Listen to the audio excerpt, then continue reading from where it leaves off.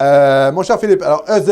Alors j'ai écouté cette semaine Éric Zemmour chez Ruquier et Salamé, et j'ai écouté également chez Jean-Jacques Bourdin. Je termine là-dessus, sur l'Hexagone. On fait un peu d'international. Très bon chez Ruquier et Salamé. Alors Ruquier était ridicule. Hein. Ruquier, il est déjà... En fait, c'est Ruquier qui a mis de l'avant Éric Zemmour quand il travaillait à On n'est pas couché. Il était chroniqueur à On n'est pas couché. C'est ce qui l'a fait vraiment découvrir au grand public. Moi, c'est là que je l'ai découvert, d'ailleurs, il y a quelques années. Léa Salamé aussi a travaillé, je pense, avec Éric Zemmour à On n'est pas couché, me semble-t-il, ou en tout cas, elle l'a remplacé sur le plateau d'On n'est pas couché. Il a tenu des propos hallucinants, hein, parce que, finalement, ils ont lu son livre. La France n'a pas dit son dernier mot, je pense. Ils l'ont attaqué parce que dans son livre, il dit Mohamed Merah, donc vous savez, le type islamiste qui a buté des enfants juifs à la sortie d'une école juive, Mohamed Merah et ces enfants juifs-là ont été enterrés à l'extérieur de la France. Hein? Mohamed Merah a été enterré en Algérie et les enfants juifs assassinés par cet islamiste ont été enterrés en Israël. Et il dit, ben ça prouve quoi? Ça prouve que ces gens-là, que les parents des enfants ne se sentaient pas français et que les parents de la famille de Mohamed Merah ne se sentaient pas français. Parce que c'est l'endroit où on est enterré qui fait la nationalité. Et là, Léa Salamé et Ruquier se sont mis à hurler « Ah, comment vous pouvez... » Et il a été très solide sur le plan intellectuel. Il a dit « Non, moi je décris une situation. Si vous n'êtes pas enterré en France, c'est que dans le fond, votre sentiment d'appartenance, il n'est pas en France. Il est dans le pays dans lequel vous vous faites enterrer. Donc, on est face à un effondrement du sentiment d'appartenance français par les Juifs qui se font enterrer en Israël et par les Algériens qui se font enterrer en Algérie. Et c'était une analyse très, très juste au point que je pense l'ancien Jakubowicz, donc je ne sais pas c'est qui, je pense que c'est un type proche du CRIF, enfin une des institutions juives de France qui a dit « Ah, Zemmour, c'est l'horreur, c'est la catastrophe, nanani, nanana ». Analyse très fine de Zemmour. Je rappelle, je fais une petite parenthèse. Vous savez ce qui s'est passé avec la mosquée de Québec, Bissonnette. Les morts, les types qui sont morts, les musulmans qui sont morts lors de l'attaque de Bissonnette, ils ont été enterrés en Tunisie, en Algérie et dans leur pays. Et je m'étais fait la même réflexion. Je me suis dit, on nous dit que c'est des Québécois qui sont morts. Mais non, en fait. Ça prouve que ces gens-là, leur appartenance au Québec était très faible.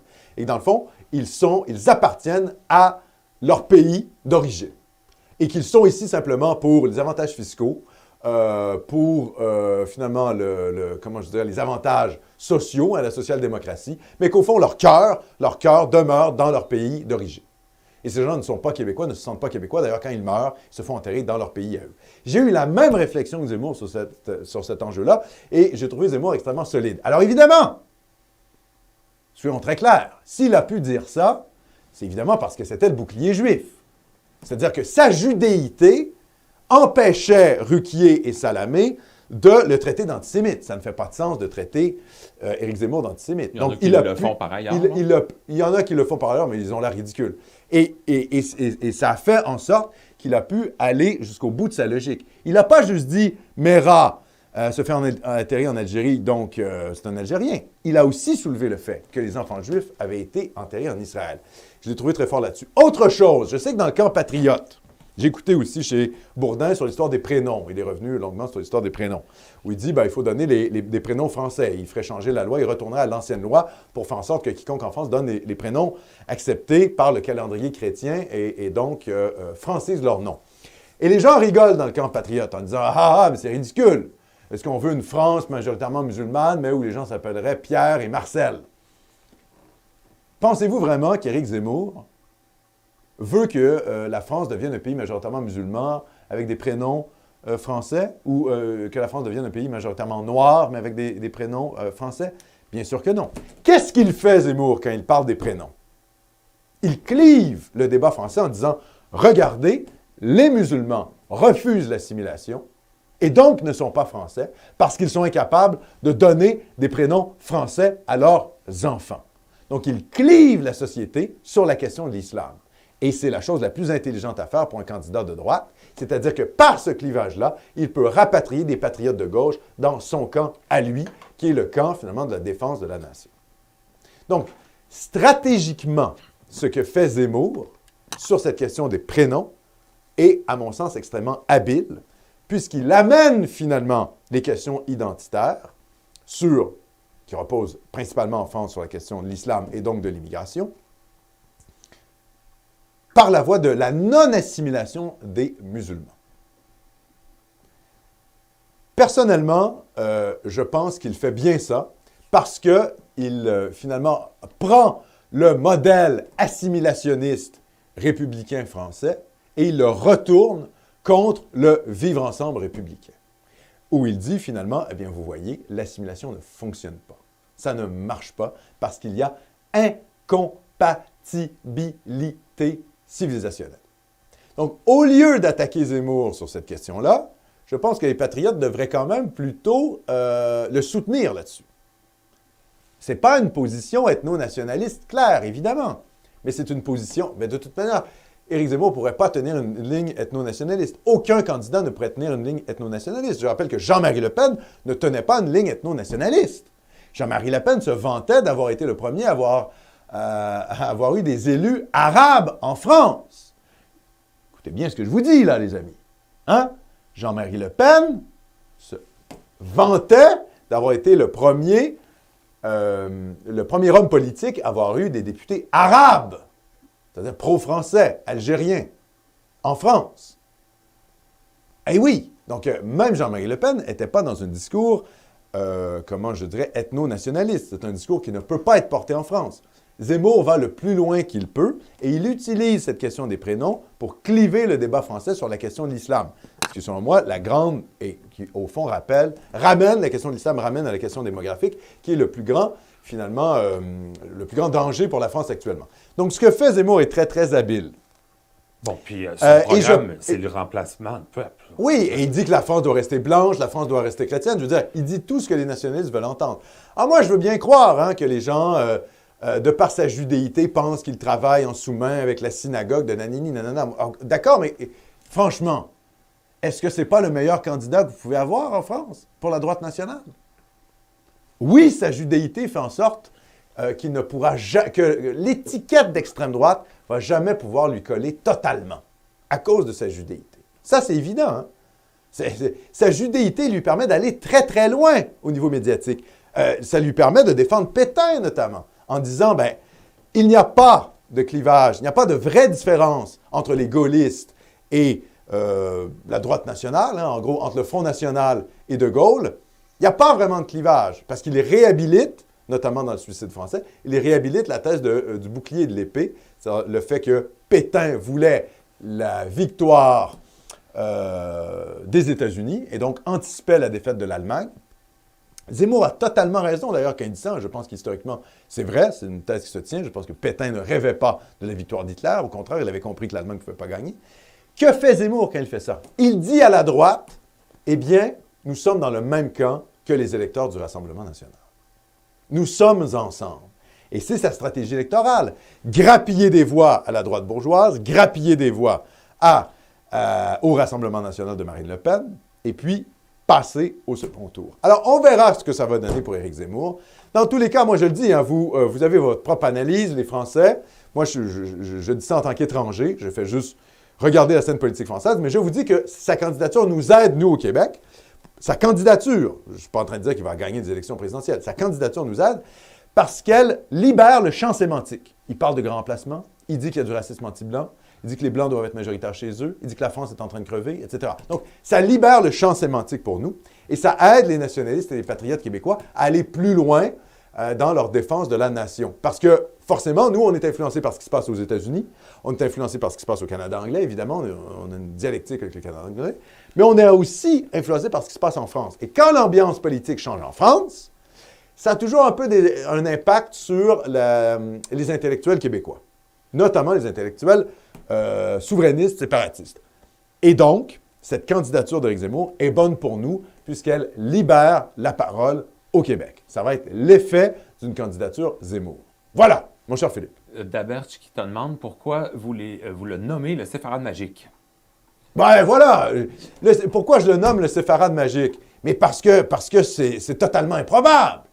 On est habitué d'avoir des Juifs cosmopolites. On est habitué à Attali, BHL, toute la joyeuse équipe, Alain Minck, tous les types qui veulent, et, bon, évidemment, là, je ne parle pas de Georges Soros, etc., je reste juste dans le domaine français. Cohen, là, Cohen, l'animateur, là, ouais. c'est quoi l'autre? L'animatrice, elle... Oui, Krief. Ruth Elkrief. Ouais. Ruth Elkrief. Bon, en général, soyons honnêtes, les Juifs en France sont plutôt de gauche, cosmopolites, appellent à l'immigration massive. Il y a des types incroyables qui disent ah, mais qu'est-ce que feraient les fachos s'ils n'avaient pas des femmes voilées pour s'occuper de leurs enfants, des nounous musulmanes? Hein? C'est incroyable. Mais le gars, c'est parce que c'est un bourgeois juif de gauche qui, lui, est bien content d'avoir des esclaves musulmans. C'est ça qu'il nous dit, en fait. Et il reproche au prolétariat français de voter Rassemblement national. C'est des bandes d'enculés, en fait, ces gars-là. Donc, en général, les Juifs, dans le paysage médiatique français, sont gauchistes et sont immigrationnistes. Alors, pour une fois qu'il y a un... Je veux dire, Zemmour, il dépasse toutes les cases, là. Il va plus loin que Goldnadel, il va plus loin que Finkielkraut, Ah oui. il va plus... Je veux dire, Finkielkraut, ça reste un Juif de gauche. Goldnadel, à mon sens, ça reste plutôt un patriote israélien plutôt qu'un patriote français. Comme elle s'appelle, Elisabeth Lévy, c'est plutôt une libérale. Oui. Bon, elle peut voter Zemmour par solidarité avec Zemmour, mais enfin, grosso modo, voilà. Elle peut donner la parole d'ailleurs à Jean-Marie Le Pen, mais c'est plutôt une libérale sur le plan intellectuel. Zemmour, c'est une catégorie à part. Je veux dire, c'est incroyable. Il défend Pétain, le gars, c'est un malade. Donc, c'est pour ça que je l'appelle le séfarade magique.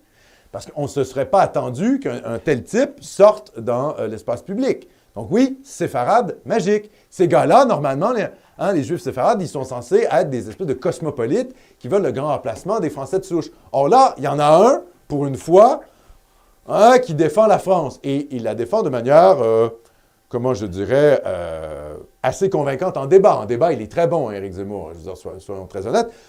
Ça se voit qu'il aime la France. Après, on peut toujours lui reprocher « Ah oui, mais c'est parce qu'il défend ses intérêts en tant que Juif, nanana. » D'accord, mais de toute manière, je veux dire, vous, les patriotes français, vous n'êtes pas assez forts pour prendre le contrôle seuls, les ultranationalistes.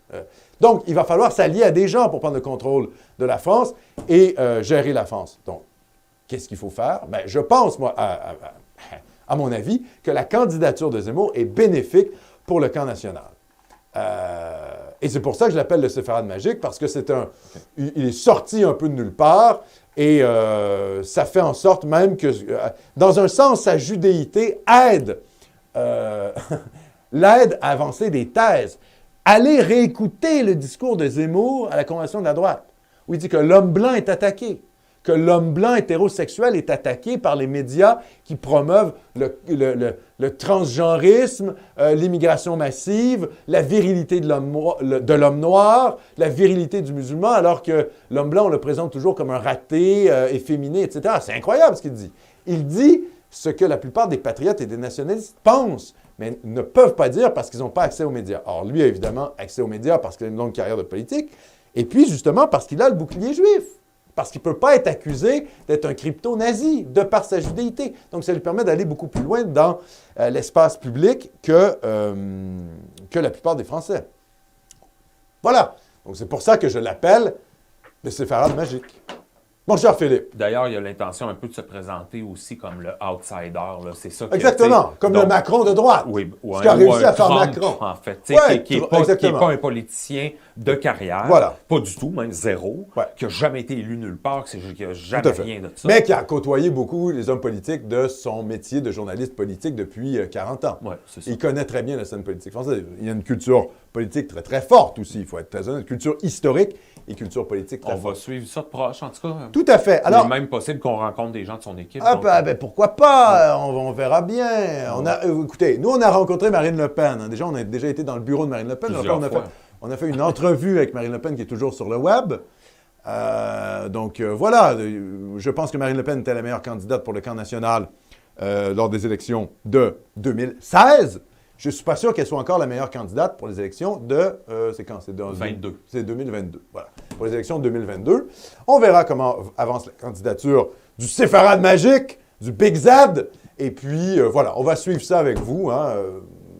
On va voir comment ça se passe. Puis aussi, évidemment, en ce qui concerne le Québec, pour en finir avec Zemmour, ça reste quand même le candidat le plus pro-Québec, le plus souverainiste québécois depuis vrai. Charles de Gaulle. C'est pas une blague, hein? Tout à fait. Il a fait des, comment je dirais, des tirades en faveur du Québec sur CNews à son émission. Donc oui, d'un point de vue aussi séparatiste québécois, c'est le candidat le plus intéressant pour nous. Tout à fait. Encore une fois, d'un point de vue nationaliste québécois, Zemmour, ça reste le plus intéressant à nos yeux, mon cher Philippe.